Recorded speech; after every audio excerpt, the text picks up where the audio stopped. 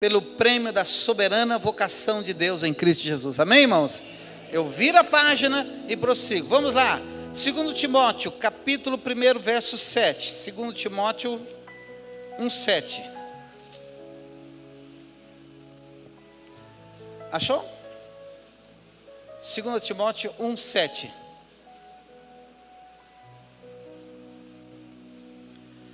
Amém? Porque Deus não nos deu espírito de timidez, mas de poder, de amor e de moderação. Amém? Palavra para a igreja. Deus não nos deu um espírito de timidez, de temor, mas de amor e de moderação. Vamos lá, primeira carta de Pedro, capítulo 2. Primeira carta de Pedro, capítulo 2.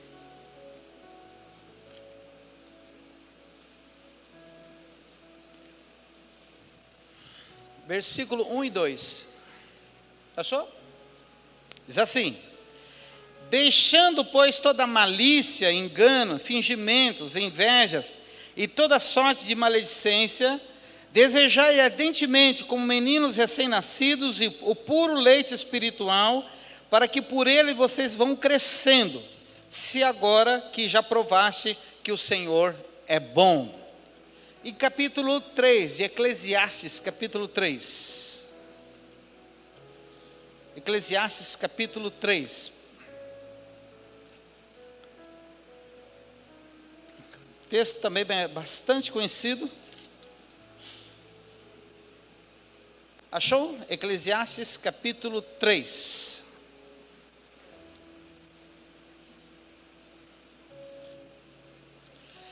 Vamos ler todos o verso primeiro? Eu leio a primeira vez e você lê a segunda vez. Diz assim: tudo tem o seu tempo determinado, e há tempo para todo propósito debaixo do céu. Amém? Vamos ler todos juntos? 1, 2, 3. Tudo tem o seu tempo determinado, e há tempo para todo propósito debaixo do céu. Maravilha. Diga para essa pessoa que está do seu lado: não tem tempo para tudo. Bem forte, tem tempo para tudo. Aí diga para ele: há tempo para todas as coisas. Diga para ele: não se precipite. Amém? Não se precipite. Quero compartilhar com vocês aqui, é tempo de avançar e crescer. Tempo de avançar e crescer. E eu quero que você foque bem a tua atenção, aguça seu ouvido, porque tem algo novo que Deus já tem ministrado. Quando eu falo algo novo, de uma forma diferente, Deus já tem ministrado nesses últimos dias. Deus tem usado os pastores, tem usado os líderes, tem usado irmãos que têm vindo aqui à igreja. Deus tem usado a cada um, talvez da tua célula nessa semana que você começou. Deus já tem usado para tratar de algo muito importante no seu e no meu coração. Nós não somos feitos, não fomos criados, não somos preparados, nós não somos codificados para ficar estagnados. Nós não somos preparados por Deus, criados por Deus, para ficar na mesmice. É desejo da parte de Deus, desejo da parte do Espírito Santo, é desejo de Jesus que você cresça, que você avance, que você produza. É desejo do coração de Jesus que a igreja dele cresça e avance. Não estou falando que nem é desejo do pastor, que é desejo do irmão, da irmã. É desejo e vontade de Jesus que a Igreja Batista da Paz, a sua célula, a sua vida, você cresça, cresça, cresça. Eu estou aqui esta noite para dizer para você: está na hora de crescer, está na hora de avançar, está na hora de produzir, está na hora de deixar de ser meninos, está na hora de deixar de tomar mamadeira, está na hora de deixar o mimimi, está na hora de deixar um monte de coisa, porque quer queira, quer não, irmão, você cresce, e todo crescimento causa dor. E nós estamos aqui numa geração, querida amada, escute agora, não é falando mal da geração, porque não é culpa de vocês ter nascido, porque a minha geração também teve algumas falhas. Mas esse contexto de geração é uma geração que não aguenta pressão. Você não pode falar alto às vezes com um jovem, com um adolescente. Não fala alto comigo, não. Eu tenho sentimentos.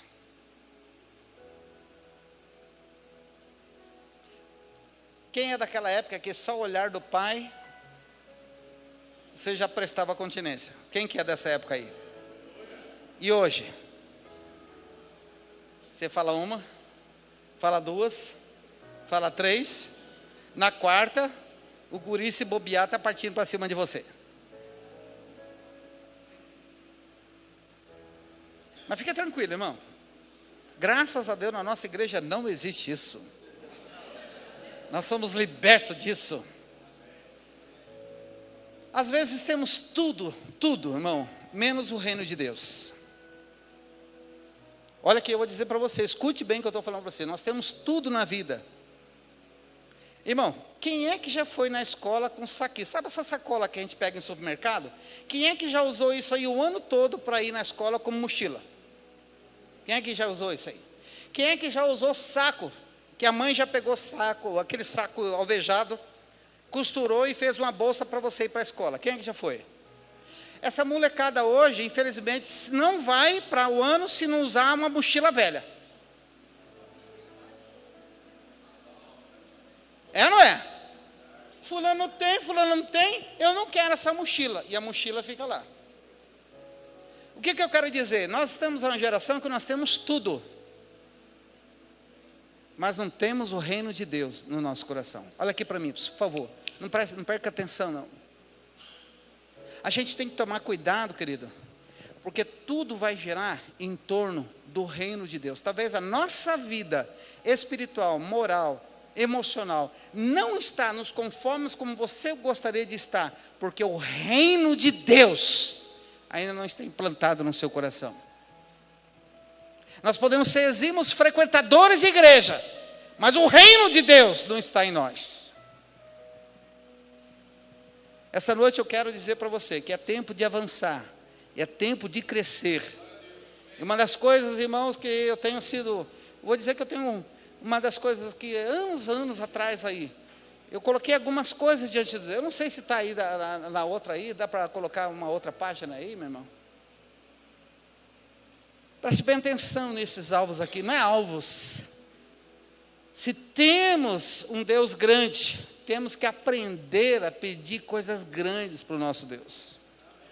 Irmãos, olha o que eu tenho pedido para Deus. Aprendi, e sempre quando eu estou podendo, Senhor, olha só, eu tenho pedido a Deus um quebrantamento e despertamento espiritual que revoluciona a igreja. Não adianta nós termos estratégia, mudar nossas portas, mudar, se não houver, irmão, um genuíno quebrantamento sobrenatural, restaurador. E esse ano, eu creio, Deus já começou a fazer algo novo. Só não está percebendo quem não quer, só não está percebendo quem não deseja. Mas eu quero que você entenda, o seu pastor, eu tenho certeza que os outros colegas ministros também estão nessa posição. Nós precisamos de um genuíno avivamento, de quebrantamento, de restauração, que realmente quando a gente for chegar na presença do Senhor, não é a nossa voz, não é os nossos cânticos, não. O que tem que estar em primeiro lugar quando a gente vai direcionar a Deus, são as nossas lágrimas, querido. Nós temos chorado pouco na presença do Senhor. Não, aliás, qual é a última vez que nós choramos? Quebrantados. Porque nós já chegamos muitas vezes na presença dEle com um fardo de tantos problemas, de tantas coisas. Eu quero. E o que o Senhor quer? Um coração quebrantado. Deus não vai desprezar, amado irmão. Eu tenho orado por isso. Eu tenho orado, irmão, para que Deus nos dê 2% para a nossa igreja, 2% da população de Campo Grande. Para a gente pastorear, para a gente cuidar. Irmãos, eu tenho pedido uma chácara aqui, no mínimo 5 hectares. E eu vou dizer para vocês, eu tenho andado em alguns lugares aqui. Já fui para sair de Três Lagoas, já fui para sair daqui da região, dessa região nossa aqui. Essa semana eu vou ali na região do Gameleira. Não tem dinheiro, não tem, é Deus. Eu tenho pedido, irmãos, o ônibus, todos nós estamos pedindo aqui, esse ônibus. Temos pedido ainda os terrenos aqui do fundo. Eu tenho pedido 100 pastores e líderes, um período de 10 anos. Irmão, se você não quer e não quer crescer, você vai vir aqui mais um domingo, assistir, você não vai participar do culto, você vai assistir, você vai sair depois falando mal do culto, você vai sair falando mal do louvor, você vai saindo falando mal da barriga do pastor, você vai saindo falando mal de todo mundo, e você vai ficar, e vão nascer outros, vão vir outros, vão atropelar você, e você não vai ver, porque você vai ser pisoteado pelos que creem.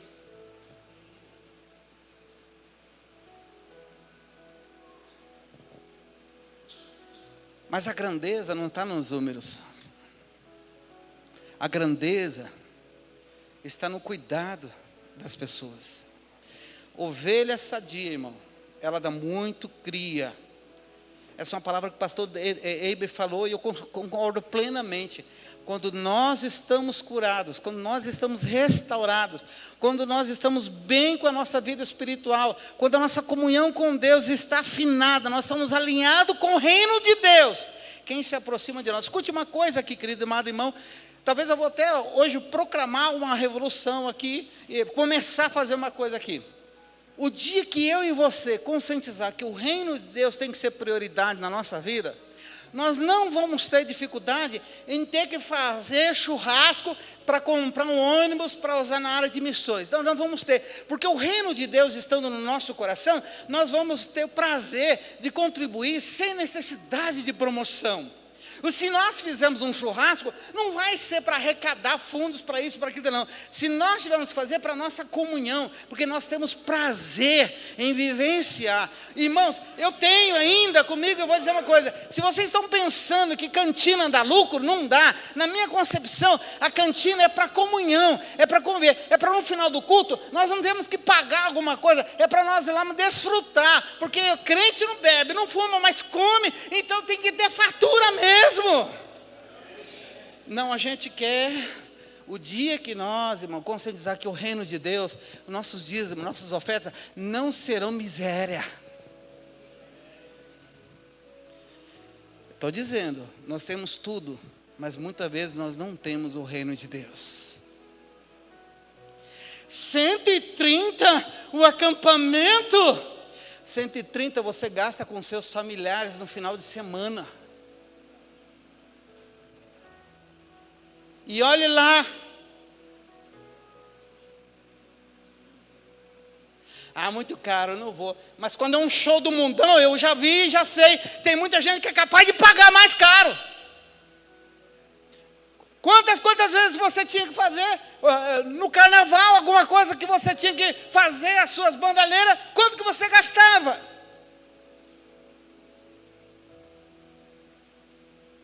Escute só. Estou abrindo parênteses aqui em relação ao acampamento da igreja. Se você não fizer, já tem uma fila de outros irmãos de outras igrejas que querem participar do nosso acampamento. Se você economizar R$17 por mês, 18, R$20 por mês, tua inscrição já está garantida. O reino de Deus tem que estar em nós. Amém, irmãos? E a gente não deve se assustar com isso daí. Aí você se assusta de repente, uma coisa que eu vou deixar bem claro aqui sem medo. Você se assusta com algumas igrejas quando de repente, aquela igreja pede muito dinheiro, aquela igreja pede muito dinheiro. Vai ver o que eles estão fazendo com o dinheiro. Eu aprendi uma coisa muito séria, a nunca mais falar mal de qualquer igreja, de qualquer pastor. Porque às vezes eles estão fazendo muito mais coisas do que a gente, do que eu.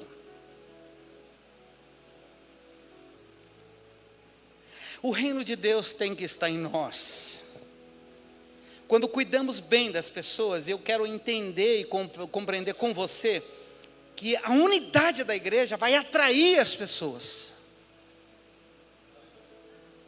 E sempre a direção de Deus, ela vai ser mais importante daquilo que eu estou contemplando. Ou seja, Deus dá uma direção, não importa a crítica, aquilo que os outros estão pensando, o que eu estou pensando, o que é. Mas se Deus deu uma direção, Ele sabe o que está fazendo. Se Ele deu uma direção para a Igreja Batista da Paz, através do seu pastor, através dos seus líderes, pode ter certeza, é Deus que está no comando. Então não vamos obedecer à direção que Ele tem dado. A igreja é fundamentada em cima disso. Se queremos avivamento, sempre vai começar com oração e com quebrantamento. Se queremos avivamento, vai haver manifestação de sinais, de profecias. Ah, mas eu não gosto muito desse negócio de dons. Você está no lugar errado. Esta igreja é aberta à manifestação dos dons, manifestação, quem quiser falar a língua fala, quem quiser ministrar cura, ministra. Se você não gosta, você está no lugar errado. Não dá murro em ponta de faca. Cemitério Parque das Primaveras é um bom lugar para você cultuar. Ninguém fala nada. São João Batista, aqui perto. Vai lá, presta seu culto lá. Ninguém levanta a mão. Ninguém diz nada. Sabe por quê, irmão? Quem está vivo cresce. Quem está vivo? Quem está vivo aqui? Tem algum morto? A gente vai orar para ressuscitar. Traz aquele cacetete lá, a gente vai ressuscitar esse morto que está aqui hoje aqui. E pelo menos aí ele vai falar. Gente, é tempo de avançar, tempo de crescer. Mas a primeira lição: só vamos conseguir mudar o mundo se começarmos a mudança em nós. Essa é a primeira lição. Você quer mudar a sua família? Muda você. Quer mudar o esposo? Mude você. Quer mudar o pastor? Mude você. Se eu quero mudar a igreja, irmão, não vou conseguir. Eu tenho que mudar primeiramente a mim. A igreja tem que ver em mim. Nosso pastor está mudando. Nosso pastor está assim. Eu estou vendo o pastor com mais unção.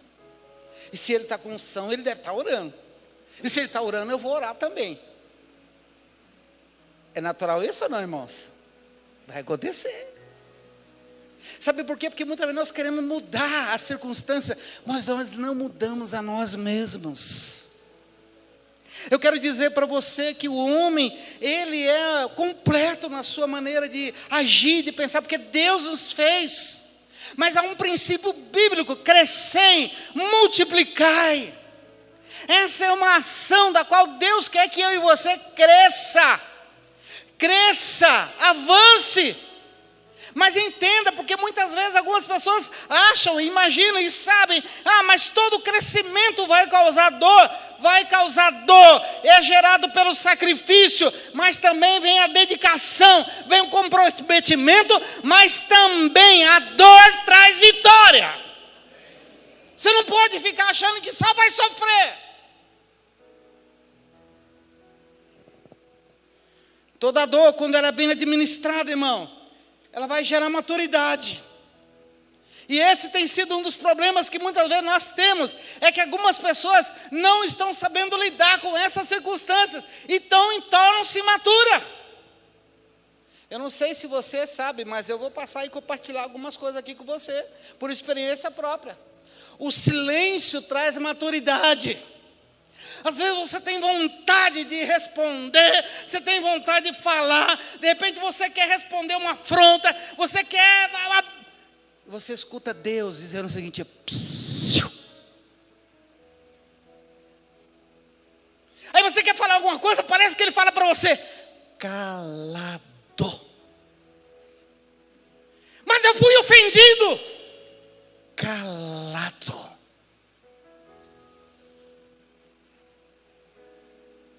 Mas eu não tenho sangue de barata. Eu vou rodar a baiana, eu não levo o desaforo para casa. Não deixa Deus saber disso. Porque Ele pode usar a dor para tratar com esse teu comportamento, esse teu temperamento, essa coisa que você acha que pode resolver tudo no braço. Deus pode usar a dor física, emocional, até a dor espiritual,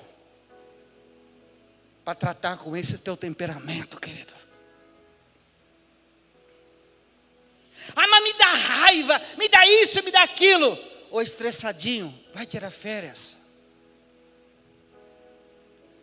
Porque se quisermos crescer e avançar, haverá um preço a ser pago.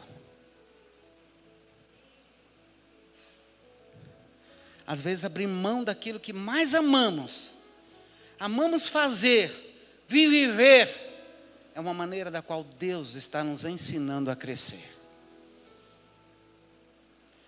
Nós estamos aqui, querido, eu vou dizer uma coisa para você sem medo. Eu brinco aqui com o Isaac está com 26 anos. Eu falei, Isaac, na tua idade eu já estava partindo para o 3º filho. E ele fala, fazer o quê, né, pai? Que o que eu quero dizer para você, o nível de maturidade lá atrás era maior. Eu quero chamar a tua atenção, querido, que crescer é um sinal de vida. Crescer é um sinal de vida. Aquilo que tem vida cresce.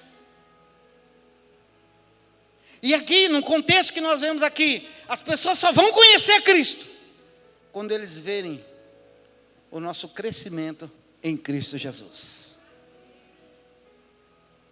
Então, se você é aquele crente que está 30 anos na igreja, mas ainda gosta de chuquinha, mamadeira, não gosta de levar uma cipuada de vez em quando, as pessoas não vão ver Jesus em você.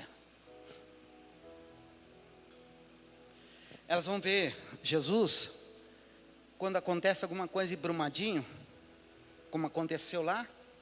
Elas vão ver uma igreja, um pastor se levantar e dizer o seguinte: nós estamos aqui no meio da tragédia e nós vamos lavar a roupa de todos os bombeiros que estão aqui.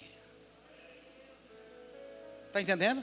Não ficou lá uma igreja coadinha. Nós estamos sofrendo, ó céus, ó vida, coitado de nós, ó Brasil, tenha dó de nós. Não, levantou a igreja ali, dizendo, nós somos a diferença. Nós vamos ajudar esse negócio. E nós aqui? Os homens aqui da igreja se preparem. Já andei alguns UPAs de madrugada aí.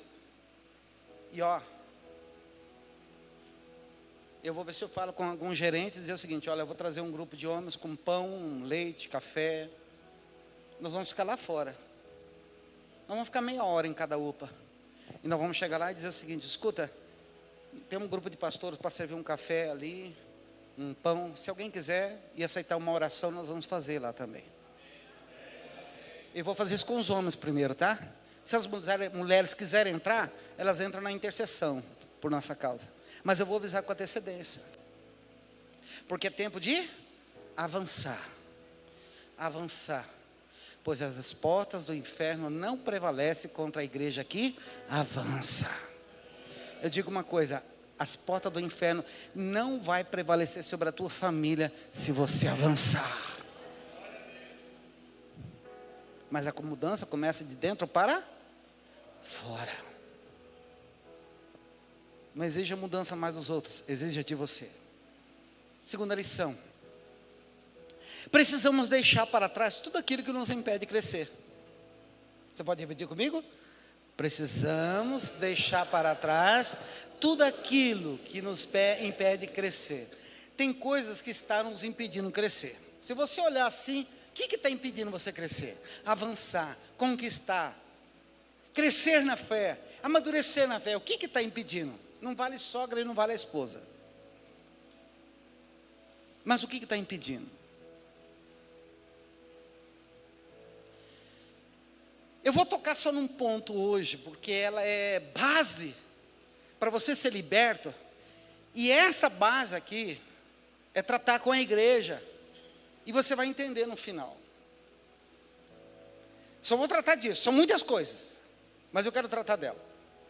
Primeira carta de Pedro diz assim, 2:1 e 2, diz assim: Despojando-vos, portanto, de toda maldade e dolo, de hipocrisia, inveja, toda sorte e maledicências, desejai ardentemente, como crianças recém-nascidas, o genuíno leite espiritual, para que por ele vos seja dado o crescimento para a salvação.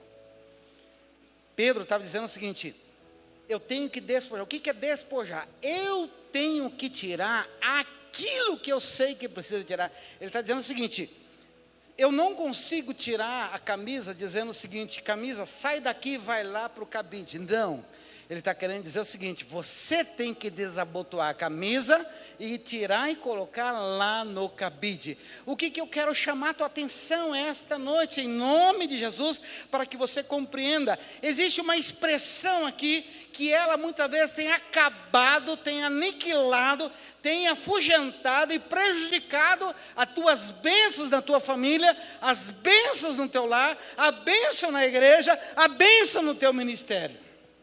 Essa palavra chama-se maledicência. Mas o que é maledicência? É o mal, é o falar mal. Maledicência tem a tonalidade de dizer o seguinte: colocar o mal em evidência, é sobrepor o que é ruim acima do melhor, sobrepor o que é ruim acima do bom.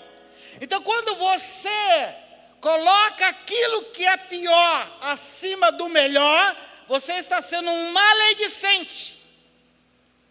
A gente acha que o maledicente, ele só é aquela pessoa que faz fofoca. A fofoca é uma ação, é uma prática. Mas o tom da maledicência, ela é mais profunda.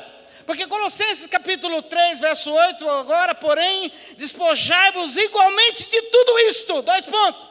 Ira, indignação, maldade, maledicência, linguagem obscena do vosso falar. Tito 3:1-2, lembra-lhes que sujeitos aos que governam, as autoridades, sejam obedientes e sejam prontos para toda boa obra, não difamem alguém, nem sejam altercadores, mas cordatos, dado em prova de toda cortesia para com todos os homens. Ele está falando aqui de maledicência para a igreja de Jesus. A maledicência é um grande impedimento para o nosso crescimento e desenvolvimento na igreja. Ela é impedimento de uma forma coletiva. Uma maledicência, um mal em evidência, prejudica a coletividade de uma família, de uma igreja, de um trabalho, de uma empresa. A maledicência é um grande impedimento para nós provarmos mais a graça de Deus. A maledicência trava a ação do Espírito Santo. Ela trava o avivamento, porque não há compactuação do Espírito Santo nesse sentido. Eu vou dizer uma coisa sem medo aqui, querido. Para tratar, para curar, para libertar. Às vezes isso está travando algumas bênçãos. Na minha e na tua vida. Nós somos maledicentes quando nós vemos uma situação do governo. E nós dizemos: olha lá esse governo fazendo isso. Nós somos maledicentes quando nós vemos o erro de um irmão e nós sobrepomos o erro dele acima daquilo que ele é. Escute, querido, todo ser humano tem um timbre de Deus. Todo ser humano, por pior que seja, ele é chancelado, carimbado. Made in Yahvé. Entendeu? Fabricação de Yahvé. Todo ser humano, todo, por pior que seja.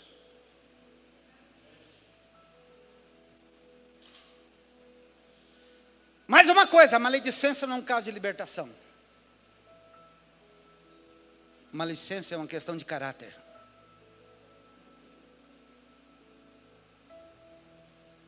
E caráter é aquilo que você faz quando ninguém está vendo. É aquilo que você se torna quando ninguém está vendo você fazer.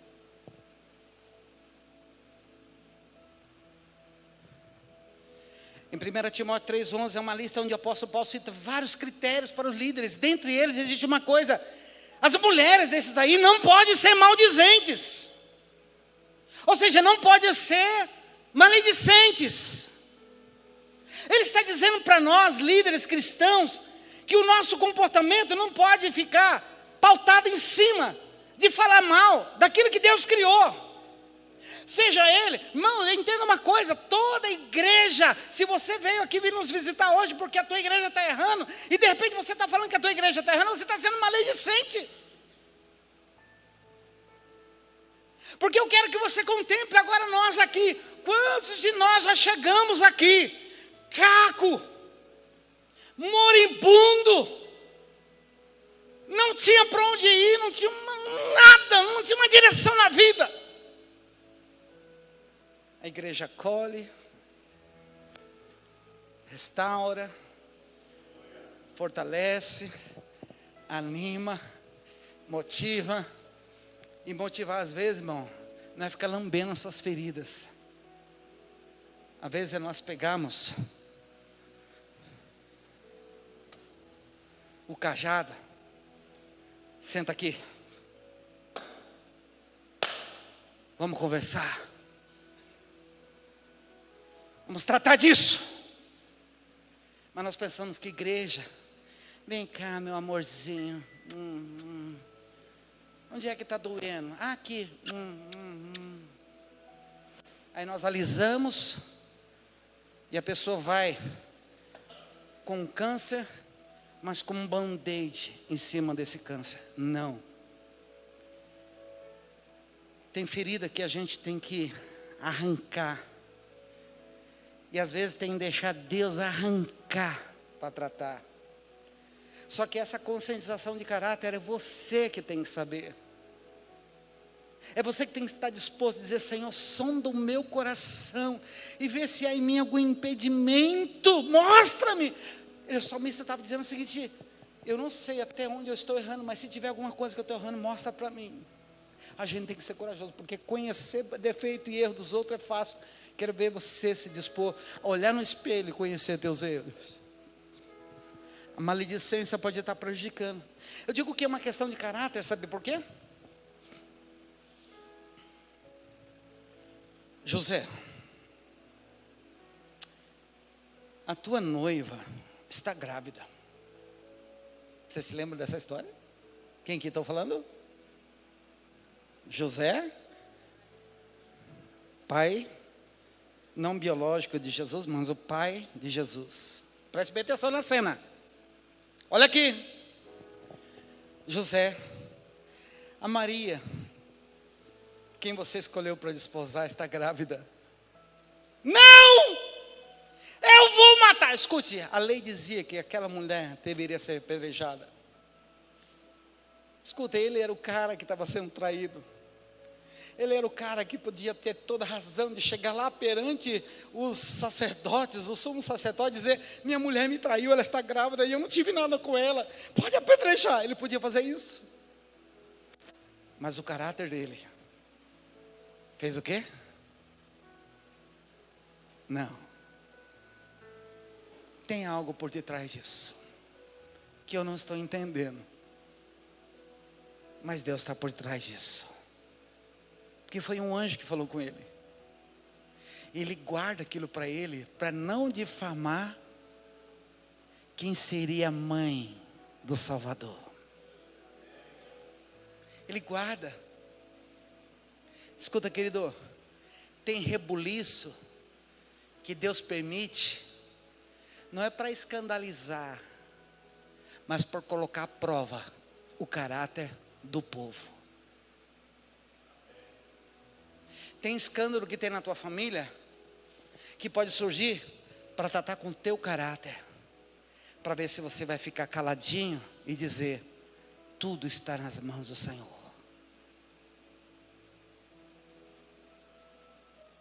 Lembra quando eu falo que às vezes Deus fala comigo calado?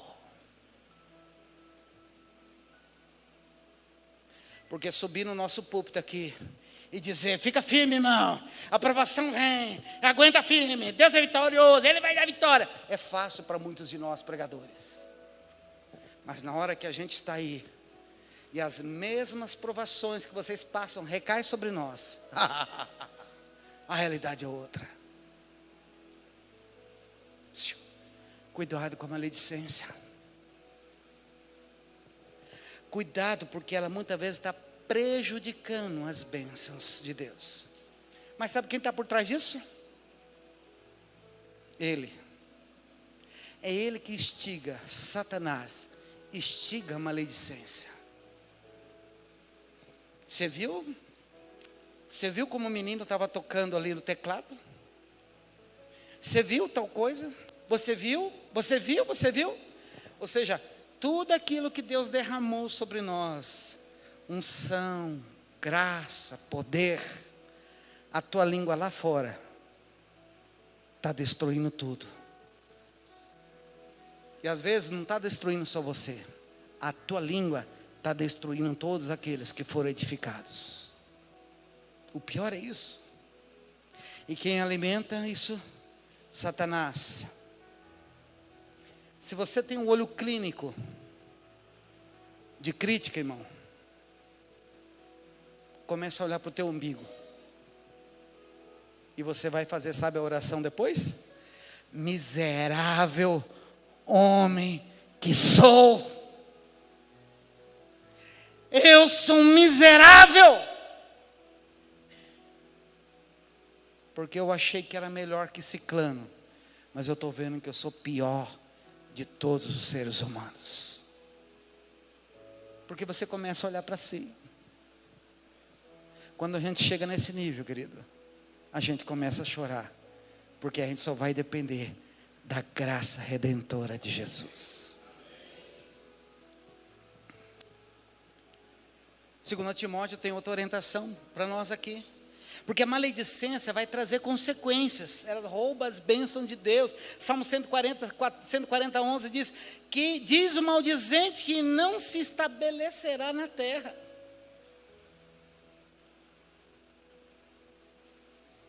Segundo Timóteo 2,16, evita igualmente os falatórios inúteis e profanos, pois os que dele usam passarão a impiedade ainda maior.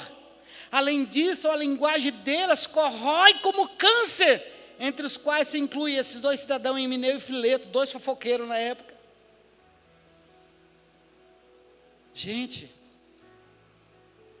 o inverso da maledicência é você colocar o bem em evidência. Maledicência, colocar o mal em evidência. Mas a bênção é você colocar o inverso, é você colocar o bem em evidência. Você entende?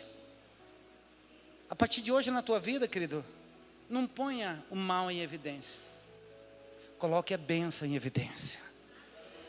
Há pouco tempo atrás, quando estava a gasolina, ainda está caro, mas estava um pouco mais caro. Eu lembro que eu saí, aquele dia amanheci chateado, bravo, esgotado. E aí eu tive que parar num posto de gasolina. E olhei 4,20 e eu já fiquei indignado. E aí esse governo, essa gasolina. E eu subi no ônibus do Buriti, aqui no posto Caiçara. E eu subi no ônibus do Buriti, estava em, acho que 2 rodas só. Um monte de gente pendurado, gente com o pescoço assim, bem na minha frente. E eu olhei, eu sei que o Espírito Santo fez eu olhar para aquilo dali. E eu sozinho, com 4 lugares vazios, tendo condições de pagar a gasolina. E o Espírito Santo mostra para mim, você gostaria de estar lá dentro? A gente tem que parar de ser murmurador, irmão. Para de amaldiçoar a nossa nação. Para de amaldiçoar a nossa cidade. Esse lugar é uma bênção. O nosso bairro é uma bênção. Essa igreja é uma bênção. A sua família é uma bênção. A juventude é uma bênção. Seu pastor é uma bênção. As nossas ovelhas são bênção. As nossas células são bênção. Acorda! A bênção está sobre nós.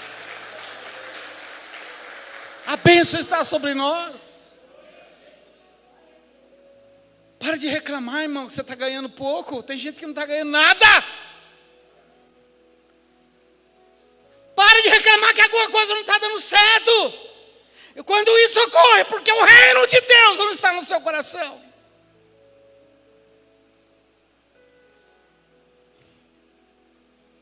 Evita os falatórios.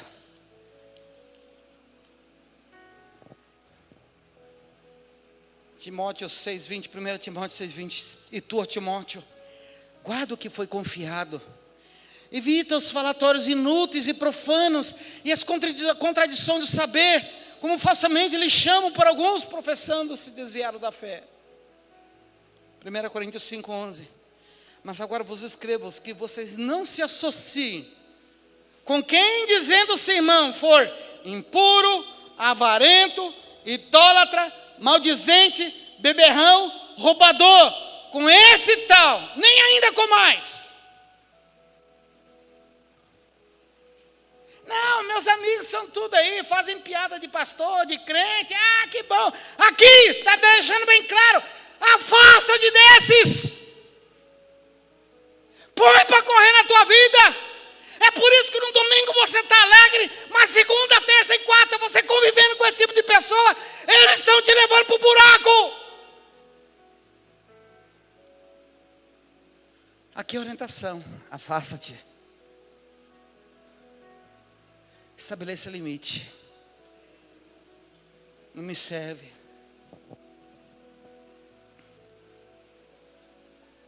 Desta forma, nós vamos continuar, irmãos, a crescer em Deus, deixando as coisas. Tem coisa que você tem que chegar em casa e deixar. Isso aqui não está servindo. Esse tipo de assunto, esse tipo de programa, esse tipo de ação não está servindo para nós. Cada um tem a sua privacidade, cada um tem o seu tempo, cada um tem a sua maneira de... E você tem que saber, se você quer crescer em Deus espiritualmente, se fortalecer, ganhar almas para Jesus, você tem que abrir mão. Terceira lição. Precisamos ser apaixonados por aquilo que Deus nos chamou para fazer. Vou repetir, você pode repetir comigo? Sejamos apaixonados por aquilo que Deus nos chamou para fazer. Irmão, você foi chamado para ser filho de Jesus, filho de Deus? Amém? Foi? Você foi chamado para isso? Seja apaixonado por Deus. Quem é apaixonado por Deus, se apaixona por aquilo que faz, por aquilo que Ele é. Eu não consigo entender. Esses dias, um colega mandou um post, um peixinho, num aquário, embaixo, com religião. Aí colocou lá um outro peixinho, fora do aquário, sem religião, mas com Deus. Deu vontade, eu procurei na hora um tubarão bem grandão, para ficar do ladinho dele, daquele. Aí eu falei, aí você vai ver. As pessoas confundem igreja com religião. Irmão, a igreja é o corpo de Jesus. Amém, irmãos? Biblicamente, a igreja é o corpo de Jesus. Se você acha que nesse corpo, se você que é você, acha coisa feia em alguma coisa no seu corpo, imagine no corpo de Jesus, onde tanta gente aparece. Não existe gente perfeita, não existe lugar perfeito, não existe igreja perfeita. Se estiver perfeito, me avisa que eu vou lá estragar. Nós somos um corpo. Religião é outro nível, querido. É outra estrutura, que nós não vamos entrar na questão. Mas o que eu quero deixar bem claro, irmão, você tem que estar no corpo. Você tem que estar inserido no corpo. Você tem que estar envolvido no corpo. É o reino de Deus. Esse negócio de amar a sua cabeça, não gostar do corpo, está errado. Ah, eu amo só a cabeça da Cátia, o corpo dela não. Está errado. É aliança. Entenda, você tem que ser apaixonado por aquilo que Deus chamou você a fazer. Porque quando eu não me apaixono pela minha história, pelo que eu faço, pela minha igreja, pela minha família, pela minha profissão, quando eu não me apaixono pelas minhas células, os resultados são medíocres, querido, patéticos. A paixão é aquilo que me faz fortalecer nos resultados. A minha paixão vai influenciar. Escute aqui, pais, olha aqui. Sua paixão, se você conversa com alguns pais, eles vão dizer, como que eu sonho em ver meus filhos e netos integrados na igreja. Mas se você não tem paixão pelo reino, não tem paixão pela obra, pelo reino de Deus, eles não vão enxergar isso. Se você entra no carro e começa a falar mal da igreja, a leitura da criança é o seguinte: isso aí é igreja? Quando eu crescer, vai ser isso? Ele não vai querer. Mas quando você é apaixonado pelo reino de Deus, quando você vai no seu carro, quando você chega na tua casa, quando é amanhã na hora do almoço, quando é uma hora que você vai ter com a sua família, e você começa a dizer: olha que mensagem que foi ministrada ontem, que ministração legal, que ministração que me edificou. Teu filhinho vai ouvir e vai dizer: eu vou prestar mais atenção. Porque ele está vendo que o pai está se alimentando de coisa boa. Mas se o pai começa a falar mal, a mãe começa a ser maldizente, querido amado irmão, a última coisa que eles vão querer quando crescer é igreja, é reino. Seja apaixonado, porque ela vai trazer resultados quando eu valorizo mais pessoas do que coisas. Quem é apaixonado, querido amado irmão, às vezes não vê o benefício agora, vê o benefício lá na frente. Não vê a bênção agora, vê a bênção lá na frente. Pessoas apaixonadas pelo que fazem, prosperam. Irmão, se você não está gostando do seu trabalho, olha, peça a Deus para colocar você onde você gosta de fazer. Pessoas apaixonadas pelo que fazem, são convictas do seu chamado. Se você não está sendo apaixonado por aquilo que você está fazendo, querido, está na hora de redirecionar a sua vida. Se não estamos gostando desta colheita, está na hora de mudar a semente. E por último, precisamos ser uma igreja que avance e seja compromissada em ganhar vidas e cuidar bem delas. Escute que eu vou, tudo isso aqui para resumir nesse contexto. Essa igreja existe, tem um propósito específico. Você se converteu, aceitou Jesus, você está essa noite aqui com um propósito de vida. Qual é esse propósito? Proclamar o evangelho de Jesus, dizer que Jesus salva, Jesus liberta, Jesus cura, Jesus batiza com o Espírito Santo, Jesus enche você com o Espírito Santo. Esta é a tua missão, ide por todo mundo e pregar o evangelho a toda criatura. A finalidade desta igreja não é cantar louvores bonitinho, não é ação social, não. Aqui é a casa da proclamação de salvação. Aqui é uma padaria. Pior coisa é entrar numa padaria e o padeiro dizer: não tem pão. Não, aqui tem pão. O pão é a salvação, é Jesus. Nós estamos aqui reunidos para que você entenda que somos uma igreja que vamos avançar, compromissada com salvação de almas. Esses sonhos aqui que eu mencionei para vocês, eles são algo que Deus vai conceder de acordo, mas a prioridade maior: ganhar vidas e cuidar bem delas. Porque senão ela vai se tornar uma igreja superficial, cega, estática, com o coração fechado. Uma igreja que vai receber a palavra, mas não vai haver cura, não vai haver libertação. Aqui nós vamos semear a palavra e entender uma coisa muito importante, Jeremias 2,13, porque o meu povo fez duas maldades, a mim me deixaram o manancial de águas vivas, e cavaram cisternas rotas que não retêm água. Olha só, essa igreja não pode cair nisso aqui. Aqui somos um lugar onde a água da vida, quando o manancial de águas vivas flui, se manifesta, jorra. Quem entra por esta porta, quem coloca a planta do pé no pátio, quem passa em frente à nossa igreja, tem que saber, Deus está aí. Nossa comunidade tem que entender, ali tem uma igreja que serve o Deus vivo, ali tem uma comunidade da qual, você é de onde? Eu sou da igreja Batista da Paz, aleluia, eu gosto muito, porque essa igreja é compromissada com o evangelho, glória a Deus, aleluia. As pessoas ao nosso redor têm que saber disso, as pessoas que estão nos ouvindo, as pessoas que estão nos assistindo também, têm que entender isso na sua igreja. Que o nosso compromisso como cristãos, se queremos avançar, é ser uma igreja que ganha almas e investe nelas. Irmão, igreja não é depósito de pessoas.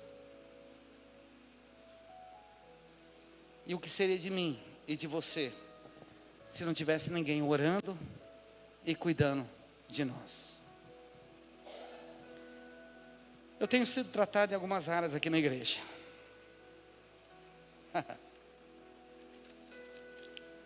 Convoquei a igreja para estar 5:30 da manhã. Vamos orar! Convoquei os líderes.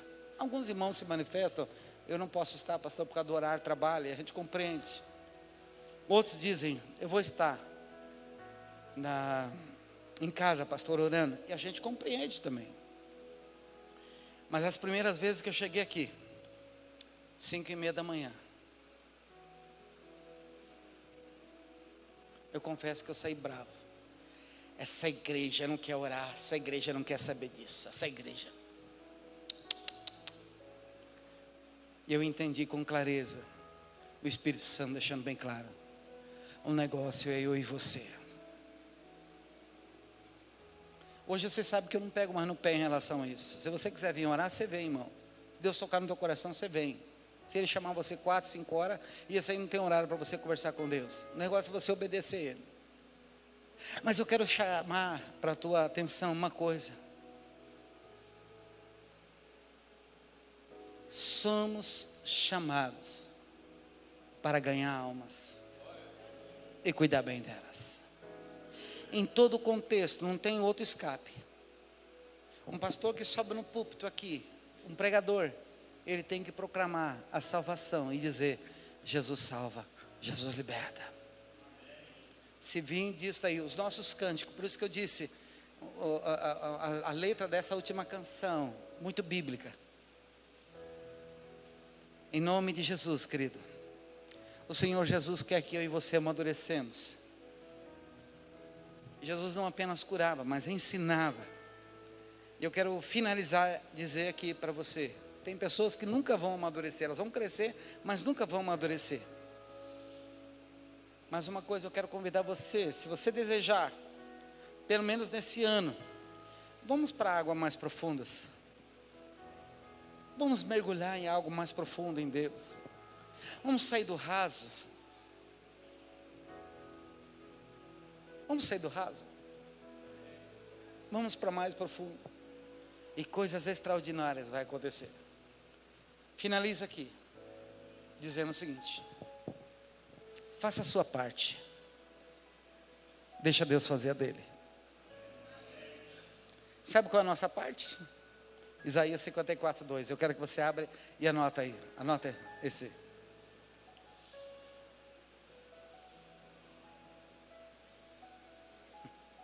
Grifa.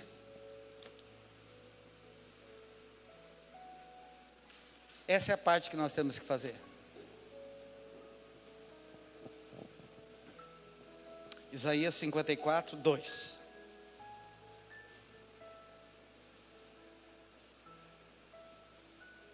Achou?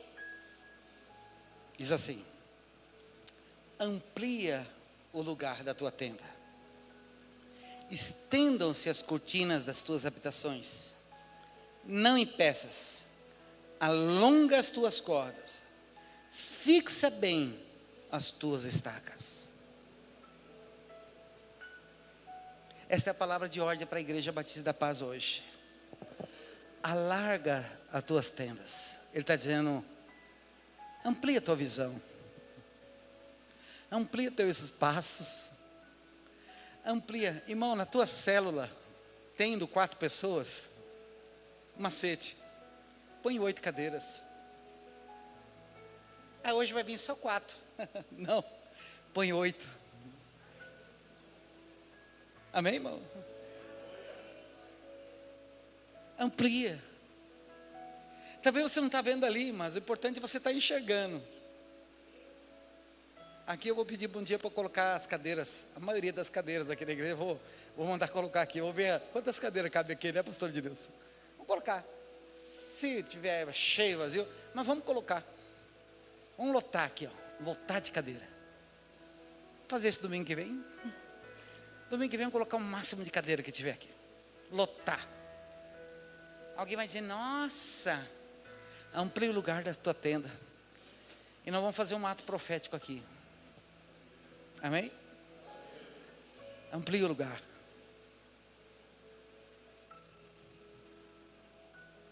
Estendo as cortinas da tua habitação.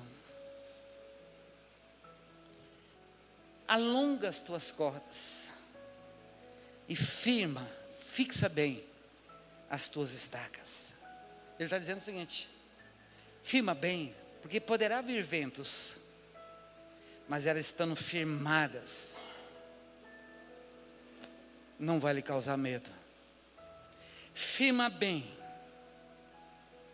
porque se vier o vento contrário, elas estarão firmadas e não vai cair, porque as tuas cordas estão bem fixas, estão bem amarradas.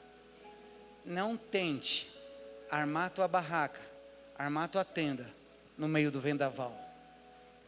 Tem que armar barraca, tem que armar tenda antes do vendaval. Não estou tendo nenhum problema, então eu não vou buscar Deus para quê? Aí vem um vendaval, já era, meu irmão. Tem muita gente tentando consertar a vida, meu estrago que a tempestade já fez. Buscai ao Senhor enquanto? Invocai enquanto Ele está? Perto, porque uma hora Ele poderá estar longe. Fique em pé.